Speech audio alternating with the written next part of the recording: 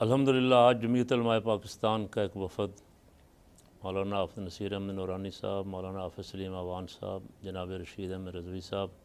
جناب حاجی شوکت علی قادری صاحب، مفتی تصدق حسین رضوی صاحب، مولانا منیر احمد قادری صاحب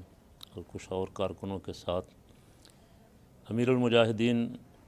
حضرت مولانا خادم حسین رضوی رحمۃ اللہ علیہ کے سجادہ نشین اور اس وقت تحریک لبیک پاکستان کے سربراہ جناب حافظ سعد حسین رضوی صاحب کو ان کی رہائی پہ اور ان کی کامیابی پہ مبارکباد دینے کے لیے حاضر ہوئے ہیں۔ اللہ تعالیٰ نے ان کو استقامت عطا فرمائی، یہ بھی اور ان کے ساتھی بھی اس میدان میں جم کے کھڑے رہے ناموس رسالت کے لیے، اس کا رزلٹ ہم نے دیکھا۔ اس پہ سیکولر طبقہ بڑا پریشان ہے اور ان کو یہ کامیابی ہضم نہیں ہو رہی۔ اللہ کا شکر ہے الحمدللہ کہ جنہوں نے کوشش کی کہ خون خرابہ ہو وہ ناکام ہوئے، اور ہماری فورسز خاص کر کے ہماری افواج نے جس طرح کا انداز اختیار کیا فیض آباد میں بھی، اور اب اس دھرنے کے موقع پہ بھی افواج پاکستان نے صلح کے لیے اور اسے ٹالنے کے لیے اس خوفناک خون خرابے کو جو کردار ادا کیا، اور خصوصاً مفتی اعظم پاکستان حضرت قبلہ مفتی منیب الرحمان صاحب، مولانا بشیر قادری صاحب اور ان کے ساتھ جو بھی ساتھی تھے ان سب نے مل کے، ان سب کو بھی بہت مبارک ہے، اس لیے کہ اگر خدا نخواستہ اگر حادثہ ہوتا تو ملک کے حالات بہت خراب ہوتے۔ مفتی صاحب اور کچھ افراد اور ہمارے چیف آف آرمی سٹاف بھی یہ جانتے تھے کہ یہ جو افراد روڈ پہ ہیں قوم ان کے پیچھے ہے،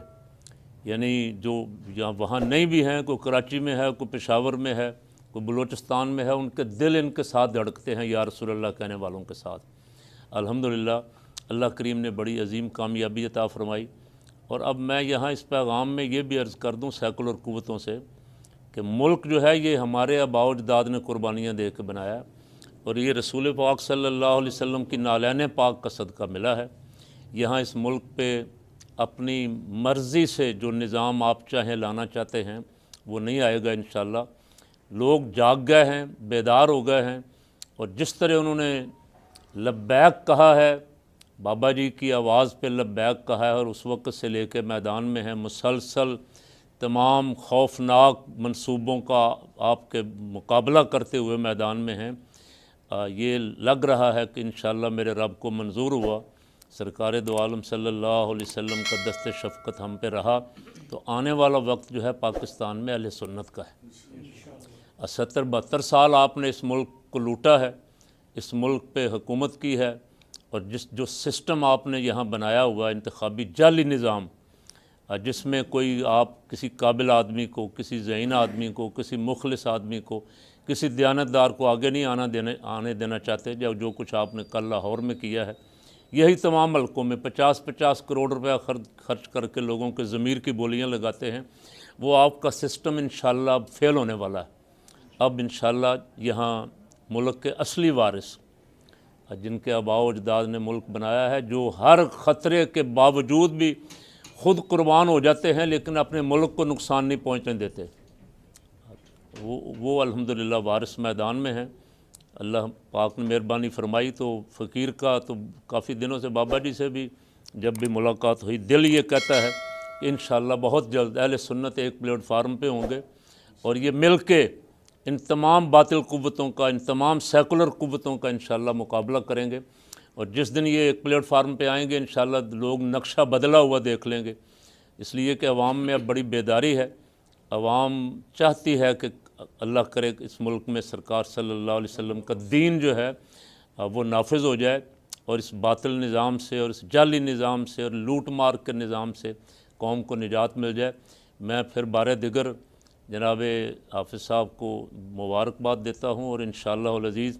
ان کے ساتھ اس جد و جہد میں ہم شانہ بشانہ ہر وقت بھرپور شامل ہیں۔ پہلے بھی میرے ساتھیوں میں تو بہت سارے گرفتار ہوئے، کوئی کاموں کی سے، کوئی ملتان سے، کوئی شجاع آباد سے، کوئی گجرانوالہ سے، کوئی گکھڑ سے، پچھلی دفعہ بابا جی رحمۃ اللہ علیہ کی زندگی میں بھی سیالکوٹ سے، ہم ان کو بیچاروں کو چھڑاتے کافی ٹائم، اس دفعہ رمضان شریف میں بہت گرفتاریاں ہوئیں۔ ہمارا نام تو الحمدللہ ویسے قدرت کی طرف سے، میں نے ایک جگہ مفتی صاحب کہیں دیکھا کہ یہ ارواح جو ہیں یا جو آپس میں یہاں آ کے جن کا پیار محبت ہے، نہیں عالم ارواح میں بھی کہیں اکٹھی تھیں آ کے. تو اللہ کرے یہ دین کے چاہنے والے سارے جو ہیں وہ ایک طاقت بن کے، اب قوت بن کے نکلیں. اور ان سے کہتا ہوں جن کو پریشانی ہے کہ پریشان نہ ہوں. آپ نے بڑی دیر تک اقلیت ہونے کے باوجود اکثریت پہ حکومت کی ہے. اب اگر جمہوریت کا آپ نام لیتے ہیں تو پھر جمہوریت یہ ہے کہ برداشت کریں جن کی اکثریت ہے. اکثریت فقیر کا دعویٰ ہے کہ ہماری ہے،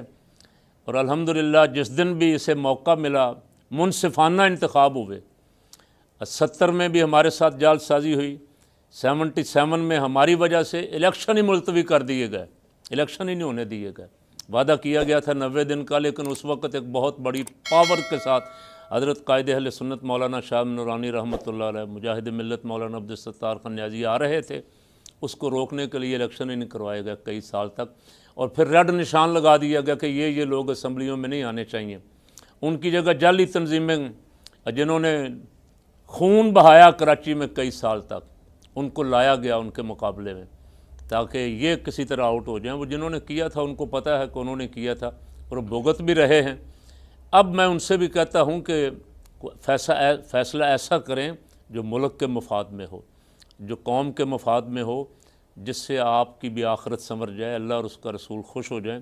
اور پاکستان کے عوام کو اپنی مرضی کا فیصلہ کرنے دیں. اگر مرضی کا فیصلہ کرنے دیا گیا تو انشاءاللہ ساری قوم رزلٹ دیکھے گی. اللہ تعالیٰ امیر المجاہدین کے درجات بلند فرمائے، ان کے صاحبزادے، ان کے تمام ساتھیوں، ان کے تمام کارکنوں کو اللہ کریم استقامت اور مزید ہمت عطا فرمائے کہ اس میدان سیاست میں جو ہے بہت مشکل، چاروں طرف سے سازشیں ہی سازشیں ہیں. اس میدان میں اللہ تعالیٰ ہمیں مل جل کے ان کا دست و بازو بن کے جد و جہد کرنے کی توفیق عطا فرمائے. اللہ تعالیٰ پھر بار دیگر میں کہتا ہوں کہ جتنے بھی کارکنوں نے قربانیاں دی ہیں، لوگ بار بار ایک ہی بات کر رہے ہیں. اب میں ان سے کہتا ہوں کہ شہید جہاں جہاں شہید ہوئے ہیں سب کو دیکھیں کہ کون ہے ان کا ذمہ دار. ان شہیدوں جنہوں نے خون دیا ہے ناموس رسالت کے لیے، ان کا خون رائے گاہ نہیں جانا چاہیے، نہیں رائے گاہ جائے گا، انشاءاللہ وہ رنگ لائے گا. وہ ہمیں نظر آ رہا ہے اور جلد نظر آئے گا.